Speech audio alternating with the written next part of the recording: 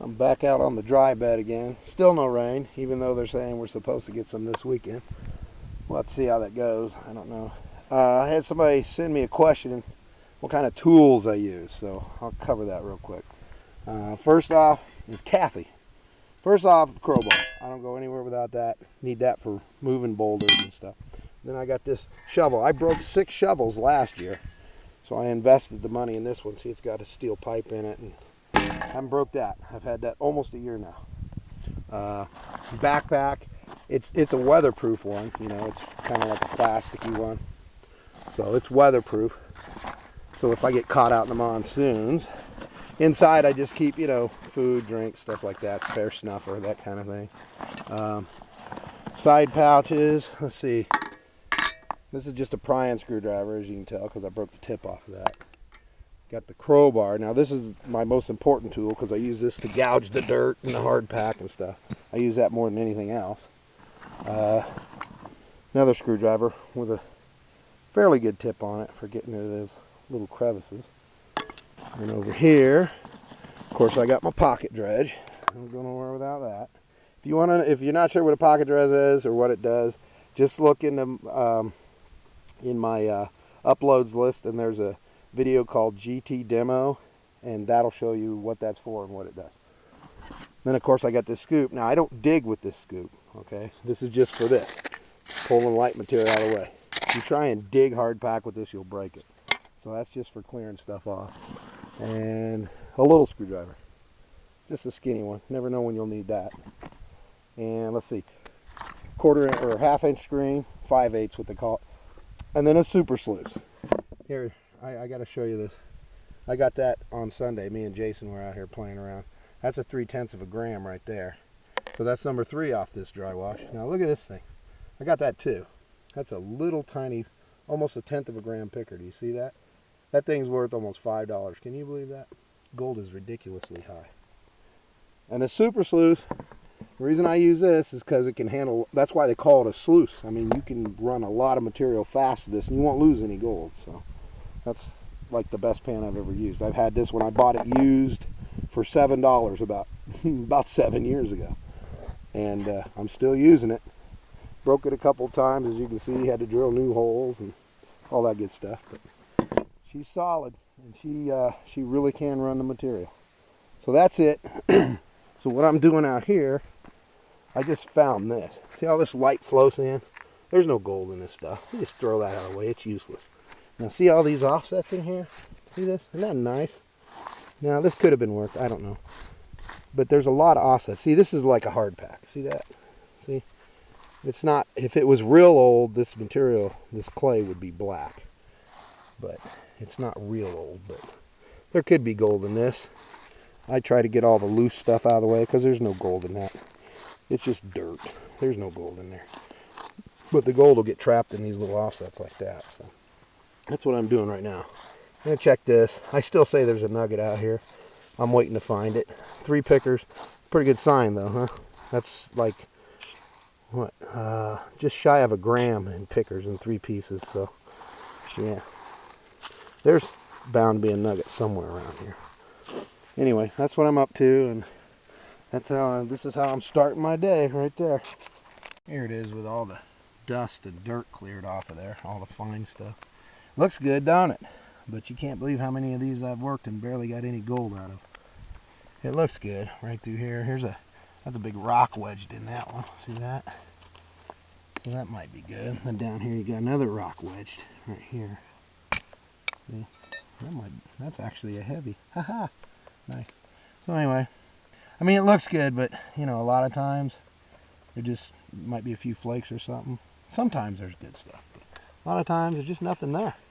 You know, takes a lot of water to try to get gold moving. Just figure if gold's trapped in this stuff, how much water it's going to take to get it out.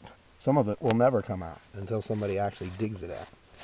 So that's why, you know, and we had 0 gold moving floods this year, none. The whole year, so you can see why it takes so long for these pockets to build. That's why a lot of times they're empty, because they've already been worked, or they were worked a couple years ago and just haven't had the water to put gold back in. Kind of sad, but that's part of the game. Yeah, in my first pan I got like 5 little flakes. This is the second pan. Now I call it a pan, but that's all the material there is. See? I mean, that's not even a quarter of a pan worth of material. And on these days like this, I might do 10 or 15 pans total. Sometimes they're half full, but most of the time that's all there is, because I'm just working the bedrock. And if you know what you're looking for, you can get a lot of gold. I know a lot of guys that will shovel all this material around here and run it through a pan. Might do 30, 40 pans of material. And there's nothing in this, you know. You might get a couple of pepper flakes every now and then, but it's not worth the effort. So that's what one of my pans looks like. That's barely covering the bottom. But, you know, you gotta learn where the good gold hides. If you can do that, you know, you can get away with 10, 12 pans a day, and you know, might make $50 doing it. I just, well, I think I found a good drop. See this here? That rock right there just come out of all this.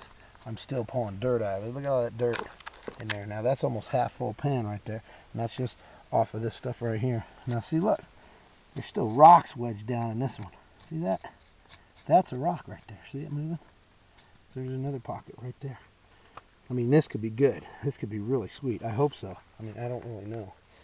But, you know, this is the game, man. It's guesswork. Certain things increase your odds. And this, to me, is really good odds of getting a picker nugget right here. It just looks good. Just keeps getting better and better. I moved that rock out of here, and I got some more to move. Look, it's just all rock. This is really old stuff. This hasn't been worked in a long time. It's just hard-packed clay and rocks in here. Now this is a dream spot. Now mind you, I'm not saying there's gold in here. I don't know that.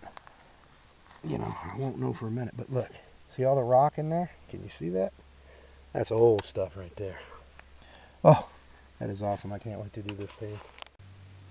See all that hard-packed clay and that good-looking material, and that's all I got. There might be $2 of gold in there. That's all that came out of that half pan, out of that hard pack.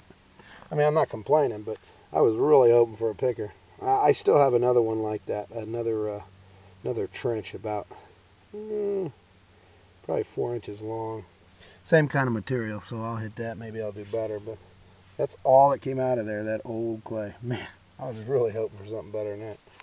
So here's what I did. That was the one pan, the first pan there off of this. This one had a little bit more gold, but not much. Then I just moved up through here. I got about, I don't know, 5 nice flakes out of that one.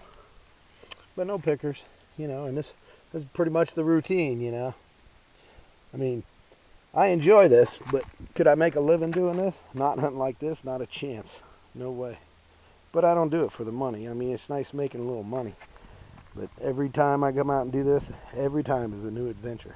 And that's what keeps me going. That's why I keep doing this. You know, I mean, most days I make well below minimum wage, you know what I mean? That's why I don't do this for a living. But, yeah, it sure is fun. And some days can, you know, turn a really good profit. But those are too few and far between to actually try and make a living doing this. It just doesn't work. Anyway, I got a little bit of time left. Gonna check a couple more spots, and then I think I got to get out of here. I'm still here. I was coming over here to look at these. You see these little cuts right here? That's right. But this big rock was on my way, so I flipped it over. Well, this was all covered with, as you can see, just dust. So I got it all the way. And I hit this pocket. And look at these rocks coming out of that. Man, I tell you what. It just mountains of clay and rock in here, man. Look at that. I got almost a full pan out of this. This is only like my 7th pan today. Well, that that crevice that had all the big rocks, I ended up getting about 10 flakes out of there. And I just, try as I might, I was unable to score a picker today. And I stayed probably longer than I should have, but I'm getting ready to take off. This is my last pan. Yeah, I think that's probably the biggest piece I found all day right there, which ain't very big, but just a nice size flake, kind of coarse. And some little bits. That's about what my day's been all day. So I'm gonna clean up, and I'll show you what I got here since see, Friday and Saturday and Sunday. Not too bad, but yeah, no pickers today. I'll keep trying though. Okay, so this is Friday. Saturday I went to Lynx, and then Sunday and today. There's at least a gram and flake here. So, you know, the only reason I keep coming back here is because I'm sure there's a nugget here, and I'm going to find it, okay? I am. But in the meantime, while I'm looking for that, there might actually be a gram and a half of fines there. I mean, that's a 3/10 gram picker. This pile's really kind of big. So maybe I got a gram and a half this week. Anyway, yeah, I'd say that's a gram and a half. Wow, I did really good on the fines this week. Holy smokes. Yeah, I'd say. Okay, so anyway, you know, I mean, I'm sure there's a nugget out here somewhere, and I'm going to find it. But in the meantime, I've been hunting out here probably almost the whole month of November. So I've managed to find about $50 in pickers, only 3 pickers and a picker wannabe. And then I found $250, almost $300 in fines looking for this nugget. So I'm not doing too bad. It's just, you know, I'm still waiting for this nugget to show up. Yeah, I did really good this week. Wow, better than I thought. That's a whole big old pile of gold. Man, I might have 2 grams for the week. That's $100. Awesome. So I got to clean this stuff up, and I got to go home.